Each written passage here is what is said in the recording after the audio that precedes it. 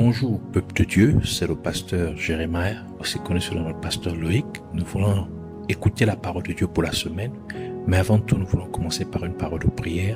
Alors en signe de référence à notre Père Céleste, à notre Dieu, prions. Père éternel, Dieu de gloire, Dieu amour, Dieu de bonté, Dieu saint, roi des rois, Seigneur des seigneurs, toi qui règnes au-dessus de toutes choses, toi qui ne changes pas, toi qui vis pour toujours, toi qui es le détenteur de l'éternité.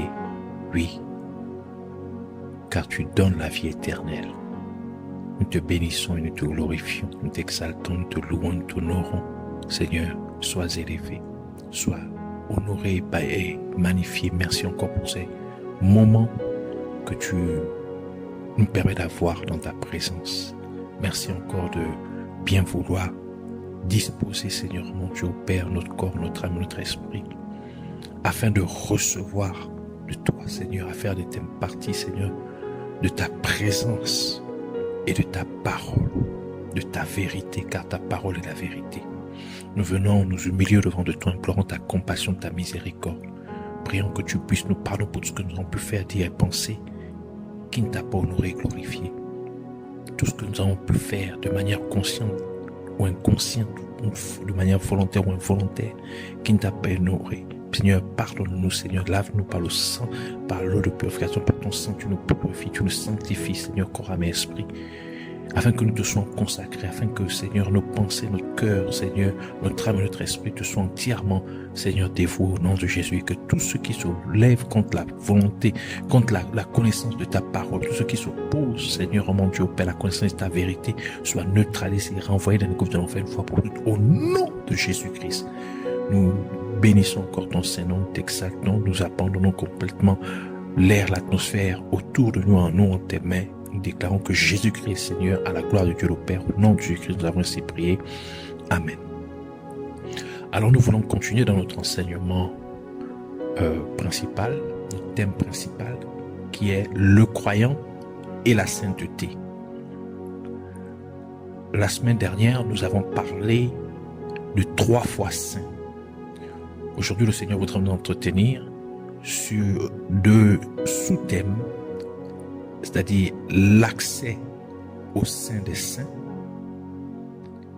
et l'alliance avec Dieu. Donc aujourd'hui, nous parlons de l'accès au sein des saints et l'alliance avec Dieu.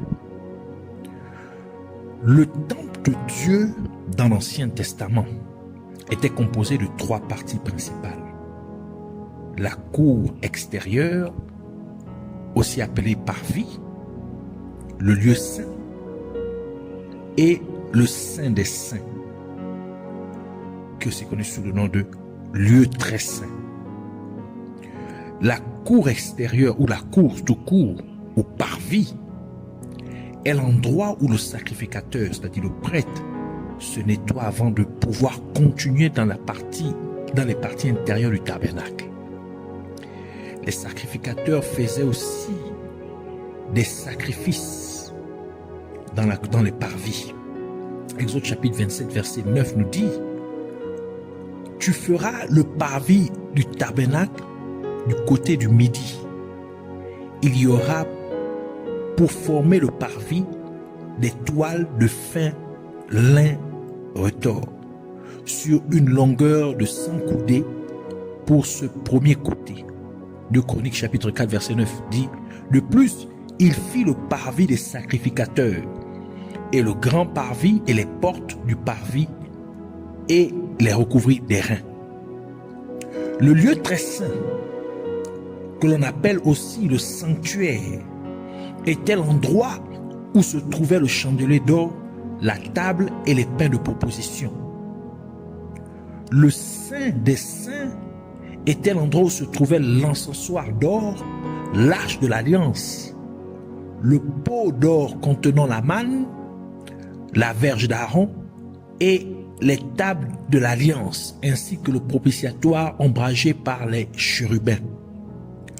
Lorsqu'un croyant opère dans les 3 niveaux de sainteté que nous avons décrits dans l'enseignement précédent, c'est-à-dire au niveau de son corps, de son âme et de son esprit. Donc il manifeste la sainteté au niveau de son corps, au niveau de son âme et au niveau de son esprit. Il opère maintenant dans le troisième niveau du temple, qui est le Saint des Saints. Il est très important de noter que les sacrificateurs n'opéraient que dans la cour, ou c'est-à-dire dans le parvis, ainsi que dans le lieu saint. Mais jamais ils n'entraient ni n'opéraient dans le Saint des Saints, car un tel privilège n'était réservé qu'aux souverains sacrificateurs ou grands prêtres. 1 Roi chapitre 6 verset 36 dit: et il construisit la cour intérieure avec 3 rangées de pierres de taille et une rangée de poutres de cèdre. Hébreux chapitre 9 verset 2 à 7 élabore plus en détail pour dire: un tabernacle fut en effet construit. Dans la partie antérieure, appelée le lieu saint, était le chandelier, la table et les pains de proposition. Derrière le second voile se trouvait la partie du tabernacle appelée le Saint des Saints, c'est-à-dire le lieu très saint, renfermant l'autel d'or pour les parfums et l'arche de l'alliance entièrement recouverte d'or. Il y avait dans l'arche un vase d'or contenant la manne, la verge d'Aaron qui avait fleuri, et les tables de l'alliance. Au-dessus de l'arche étaient les chérubins de la gloire, couvrant de leur ombre le propitiatoire. Ce n'est pas le moment de parler en détail là-dessus. Or, ces choses étant ainsi disposées, les sacrificateurs qui font le service entrent en tout temps dans la première partie du tabernacle, mais dans la seconde, le souverain sacrificateur entrait seul, une fois par an, non sans y porter du sang qu'il offre pour lui-même et pour les péchés du peuple. C'est dans le Saint des Saints, donc dans le lieu très saint, que se trouve la présence de Dieu. Rappelez-vous que Dieu a maintenant fait du croyant son temple, tel qu'indiqué par le livre de Corinthiens, 1 Corinthiens chapitre 3 verset 16 à 17 qui dit: ne savez-vous pas que vous êtes le temple de Dieu et que l'Esprit de Dieu habite en vous? Si quelqu'un souille le temple de Dieu, Dieu le détruira, car le temple de Dieu est saint et vous êtes ce temple. Mais l'être humain est aussi fait de 3 parties, comme nous l'avons vu là, dans l'enseignement précédent. Donc il est fait de corps, de l'âme et de l'esprit. Donc c'est-à-dire, il doit manifester aussi, donc le croyant doit manifester aussi la sainteté à ces 3 niveaux, à ces 3 dimensions de son être. Ainsi, de la même manière que le temple de Dieu est composé de 3 parties, l'être humain est aussi composé de 3 parties. Et Dieu a fait du croyant son temple. Donc l'assimilation entre le temple de Dieu et le croyant en tant que temple de Dieu est la suivante. Le corps physique du croyant représente le parvis du temple, car de même que la cour ou le parvis pouvait être vu par d'autres personnes car elle était à l'air libre, le corps physique du croyant l'est aussi, car il peut être vu par n'importe qui. C'est l'une des raisons pour lesquelles Dieu dit ce qui suit au prophète Samuel, dans 1 Samuel chapitre 16 verset 7 qui dit: mais l'Éternel dit à Samuel, ne regarde pas son visage, ni la hauteur de sa taille, parce que je l'ai refusé, car l'Éternel ne voit pas comme l'homme voit, car l'homme regarde à l'apparence extérieure, mais l'Éternel regarde au cœur. L'âme du croyant, Premièrement, le corps du croyant représente le parvis du temple. L'âme du croyant représente le lieu saint. Car de même que l'intérieur du lieu saint, ainsi que le ministère qui s'y faisait n'était accessible qu'aux sacrificateurs, de même l'âme du croyant, car l'âme du croyant se trouve à l'intérieur du corps physique du croyant et n'est accessible qu'au croyant lui-même, que Dieu a fait sacrificateur à l'intérieur du temple de Dieu qui est le corps du croyant lui-même. Et c'est là que le croyant déverse ses émotions devant Dieu, surtout en offrant des sacrifices de louange et de prière ou d'intercession devant Dieu. Car l'âme est le siège des émotions du croyant. D'où la parole de Dieu dit dans 1 Pierre chapitre 2 verset 5, qui dit « Vous aussi, comme des pierres vivantes, vous êtes édifiés pour être une maison spirituelle, un saint sacerdoce, pour offrir des sacrifices spirituels agréables à Dieu par Jésus-Christ. » Verset 9 ajoute pour dire « Mais vous êtes une génération choisie, un sacerdoce royal, une nation sainte, un peuple particulier, afin que vous exprimiez les louanges de celui qui vous a appelé des ténèbres à sa merveilleuse lumière. » Donc, l'âme du croyant représente le lieu saint du temple. L'esprit du croyant représente le saint des saints, donc le lieu très saint. Car de même qu'il n'était accessible que par le souverain sacrificateur, de même les choses du croyant ne sont connues que par l'esprit du croyant lui-même, tel que 1 Corinthiens chapitre 2 verset 11 nous le dit. Car quel homme connaît les choses de l'homme, sinon l'esprit de l'homme qui est en lui?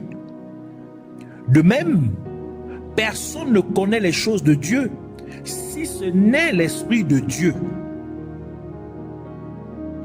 Car de même que dans le lieu, dans le Saint des Saints, donc dans le lieu très saint, se trouve la présence de Dieu. De même, c'est au niveau de l'esprit du croyant que Dieu opère pour interagir avec l'esprit du croyant.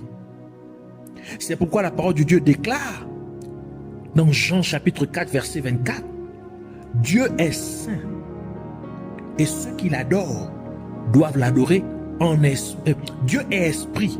Il dit, Dieu est esprit et ceux qui l'adorent doivent l'adorer en esprit et en vérité. Romains chapitre 8 verset 16 ajoute pour dire, l'esprit lui-même, ici faisons référence à l'Esprit Saint, l'Esprit de Dieu, rend témoignage à notre esprit. Donc l'Esprit de Dieu, l'Esprit Saint, rend témoignage à l'esprit du croyant que nous sommes des enfants de Dieu.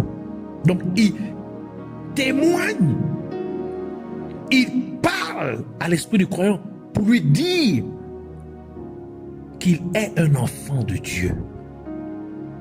Donc c'est au niveau de l'esprit du croyant que Dieu interagit avec le croyant, que Dieu fait communion avec le croyant. Donc, c'est-à-dire au plus profond de son être, qui est son esprit. Car Dieu sonde l'esprit de l'être humain, appelé aussi cœur de l'homme, là où se trouvent les pensées. Proverbe chapitre 20 verset 27 dit, l'esprit de l'homme est la lampe de l'Éternel, sondant jusqu'au plus profond de ses entrailles. 1 Chronique chapitre 28 verset 9 qui qui dit, et toi, Salomon, mon fils, connais le Dieu de ton père et sers-le d'un cœur parfait et d'un esprit bien disposé, car l'Éternel sonde tous les cœurs et comprend toutes les imaginations des pensées. Si tu le cherches, il sera trouvé de toi, mais si tu l'abandonnes, il te rejettera pour toujours. Donc pour dire, Dieu sonde les cœurs. Donc l'esprit de l'être humain, l'esprit du croyant est la lampe de Dieu. Ainsi, par son esprit, le croyant a maintenant accès à la présence de Dieu, à l'intérieur du Saint des Saints, à cause du sacrifice de Jésus-Christ sur la croix du Calvaire. Car comme il est mort, le voile de séparation qui séparait le lieu saint du Saint des Saints fut déchiré en deux, de haut en bas, donnant ainsi au sacrificateur libre accès au Saint des Saints, tel que Matthieu, chapitre 27, verset 51 nous le dit. Et voici le voile du temple se déchira en deux de haut en bas, et la terre trembla et les rochers se fendirent. Le croyant peut maintenant avoir la communion avec Dieu, car Jésus-Christ l'a réconcilié avec Dieu en supprimant toute animosité, donc toute hostilité qui existait entre le croyant et Dieu en raison des péchés du croyant, faisant ainsi la paix entre le croyant et Dieu. 2 Corinthiens chapitre 5 verset 18 dit, et toutes choses sont de Dieu qui nous a réconciliés avec lui par Jésus-Christ et nous a fait ministère et nous a confié le ministère de la réconciliation. Colossiens chapitre 1 verset 20 dit, et ayant fait la paix par le sang de sa croix, par lui pour réconcilier toutes choses avec lui-même. Par lui, dis-je, qu'il s'agisse des choses de la terre ou des choses du ciel. Romains chapitre 5 verset 10 conclut pour dire, car si, lorsque nous étions ennemis, nous avons été réconciliés avec Dieu par la mort de son Fils, à plus forte raison étant réconciliés, nous serons sauvés par sa vie. Maintenant, le croyant a fait la paix avec Dieu. Il peut s'approcher de la présence de Dieu avec confiance, avec assurance dans le Saint des Saints, devant le trône de la grâce, c'est-à-dire le siège de la miséricorde, pour obtenir miséricorde et grâce chaque fois qu'il en a besoin, comme la parole de Dieu l'indique. Hébreux chapitre 10 verset 19 à 20 dit, ainsi donc frères, puisque nous avons au moyen du sang de Jésus une libre entrée dans le sanctuaire par une voie nouvelle et vivante, qu'il nous a consacrés à travers le voile, c'est-à-dire sa chair. Éphésiens chapitre 3 verset 12 dit, en qui nous avons, en Jésus-Christ, par la foi en lui, la liberté de nous approcher de Dieu avec confiance. Et Hébreux chapitre 4 verset 16 couronne pour dire, approchons-nous donc avec assurance du trône de la grâce afin d'obtenir miséricorde et de trouver grâce pour être secourus dans nos besoins. Donc en temps de besoin, nous avons maintenant accès au trône de Dieu. Nous avons accès au trône de grâce, au siège de la miséricorde, pour obtenir miséricorde et grâce en temps de besoin. Donc le croyant maintenant, lorsqu'il opère dans ces trois niveaux, il a accès, dans ces trois niveaux de sainteté, il a maintenant accès au Saint des Saints, au lieu très saint, là où se trouve même la présence de Dieu. Parlons maintenant de l'alliance avec Dieu. La première alliance que Dieu fit avec les hommes, c'est-à-dire avec les êtres humains, fut faite avec Abraham, qui devint plus tard Abraham, Et cette alliance était à travers les symboles, était faite à travers les symboles du vin et du pain, tel que Genèse chapitre 14, verset 14 à 22, verset 18 à 22 nous le dit. Et Melchisédek, roi de Salem, apporta du pain et du vin, et il était sacrificateur du Dieu très haut.